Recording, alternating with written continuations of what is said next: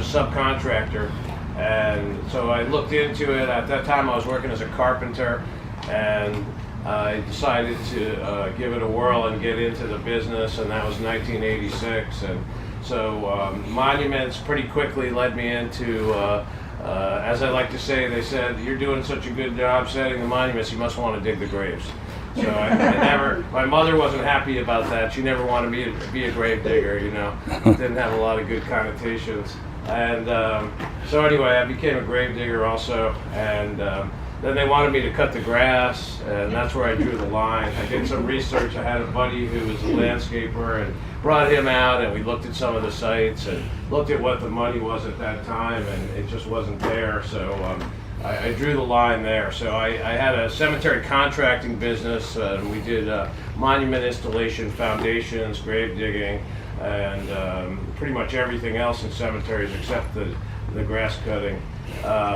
As time went on, I started to get interested in the older stones, and I happened to be working around some of the oldest gravestones in America. In Connecticut, I was already working in towns like Windsor and Wethersfield, where they have stones, readable gravestone tablets sometimes from the late 1600s, sometimes even in good condition, believe it or not. And so occasionally I'd get the call to work on a fallen obelisk from a storm, or when some ill-advised kids pushed off a top on a box tomb to see if there was, morbid curiosity or buried treasure. They would hire me to raise up the lid on that, because I was, as I like to say, I was good at moving heavy things. So in 2000, I decided to make a lateral move into specializing in the restoration. I had spent a lot of time developing that interest and becoming more expert in the related field, learning a lot about the historic stones and the mortars and the cleaning and the other aspects that weren't what I was doing in my day-to-day monument installation in the modern side. So that has ultimately brought me all over the country. And just a couple highlights that I was first brought in, interviewed, and then hired and worked with Jamestown, what they call Jamestown Rediscovery, which is the flagship of Preservation Virginia, to conserve, restore what they think is the oldest pre-colonial gravestone in America, for George Yardley. He passed in 1627, and it's called the Knight's Tomb. They were never sure who the knight was 100%, because there's the monumental brasses have been lost in the mists of history, so that held all the inscription, but it's incised in the shape of a knight in armor, and so they always just called it the Knight's Tomb. Anyway, it went well. I did other work for Jamestown. There's videos about it. Actually, it became their top ranked video. And so if you're interested in the subject, there's a lot of, there's other videos and news articles as well. Just a couple other highlights. How I crossed paths with Gene and many other great people is, for a long time I had the vision of putting all the supplies under one roof. I was traveling around the country. I think the first time I made it all the way to the West Coast doing gravestone workshops and things was 15 or more years ago. But I had a vision of starting a company in sales. I was not in sales, I was in service. And so I was able to eventually make that reality come true. And I created Atlas Preservation. And I started it with my two sons who were just finishing college. They're twins. And we've grown a lot in the 6 years since we started in an empty building. And my daughter joined us about 1.5 years ago full time. And so ultimately that's how I can be here, because we have a sales company and this helps promote our products. And we have sponsored ourselves to do this whole mission. So 2020 comes along, I have a busy calendar, and I'm exhibiting at a lot of events nationally to promote my company. And everything, one event at a time, gets canceled, as everyone saw the world events transpired like they did. And so I got really frustrated, and fortunately, working in cemeteries and graveyards, they were basically exempted from everything. As I like to say, everyone's 6 feet under already. Actually, it brought a lot of people out because they couldn't do a lot of other things, and they realized that graveyards were a place that was pretty much okay to be. And so some people actually got into the cleaning and stuff like that during that period of time. And anyway, I came up with this vision of doing an event in every state in the country, which is something I always wanted to do. And that I would do, my goal was to do a free gravestone preservation workshop open to the public in every state in the lower 48. And so originally I had the mission of doing 48 events in 48 states in 48 days, including travel. And actually put that whole thing together, embarked on that mission August 20 of 2020. And proceeded to make it, I don't know, a dozen days in and get snowed out of Colorado on September 6th in Leadville at 10,000 feet. So they canceled it the day before, and I knew I couldn't obtain the mission then because I couldn't make up a day because I had another like 35 days ahead of me. And anyway, I made it as far as Wallace, Idaho, northwest of Missoula, Montana. Really cool place to go visit if you're ever out in the region. And nestled into the mountains, former silver capital of America. And the smoke moved in that day from the west coast.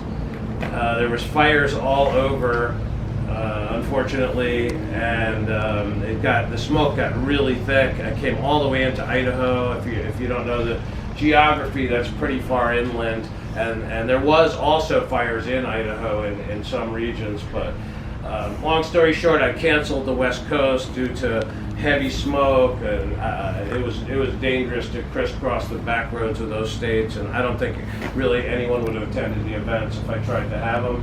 And then I got rained out of the South, Mississippi, Louisiana, Arkansas, big rain event.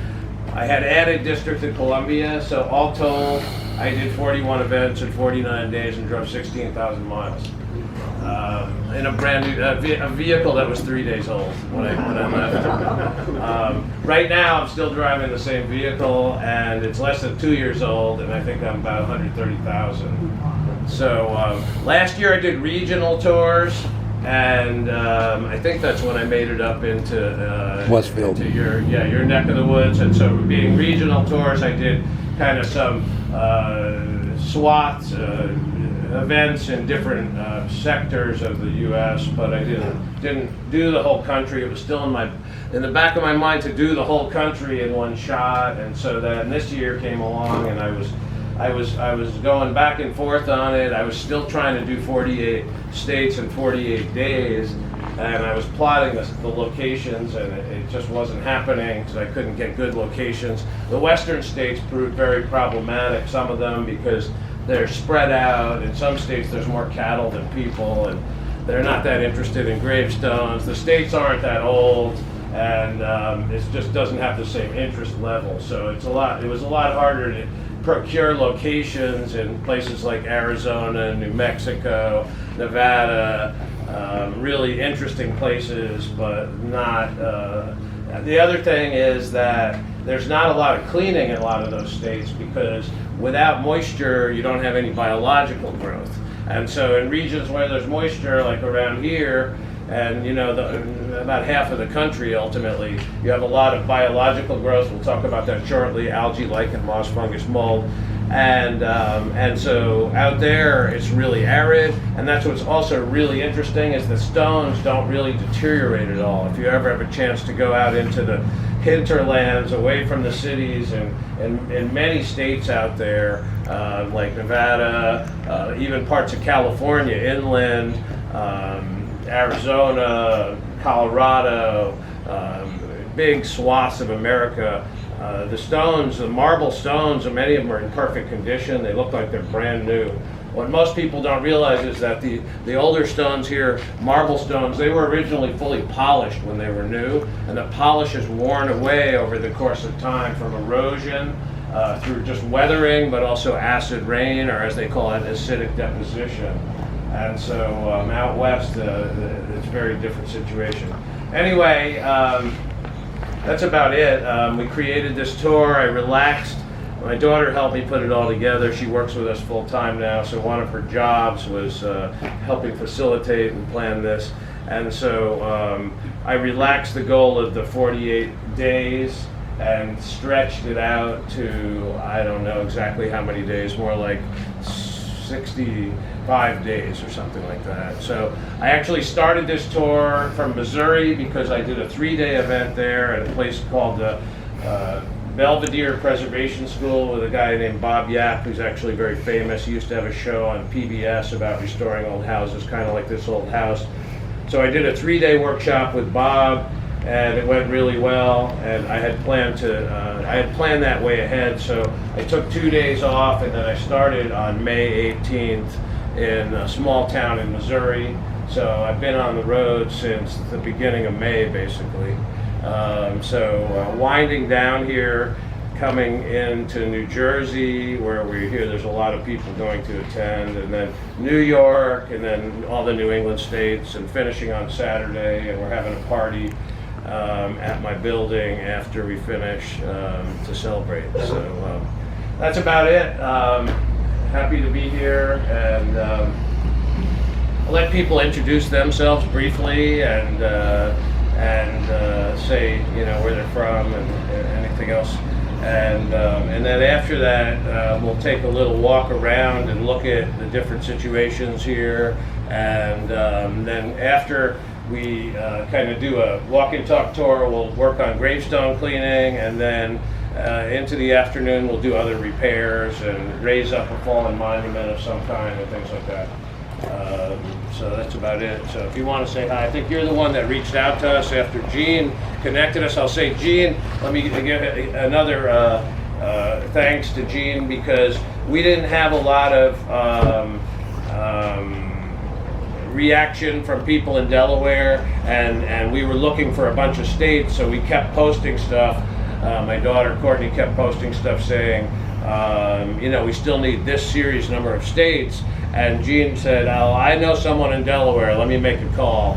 And so sure enough, he connected us. So ultimately we're here because of Gene, and so it's greatly appreciated. I'll also say that Alicia's with me, and she's also an expert in gravestone history, genealogy, gravestone cleaning, and she's been with me since Louisiana, so we've been traveling together for over a month. And she's extremely knowledgeable about gravestones as well. And so I'll hand it over to this gentleman here, who I believe you reached out to us after Gene connected us together, right?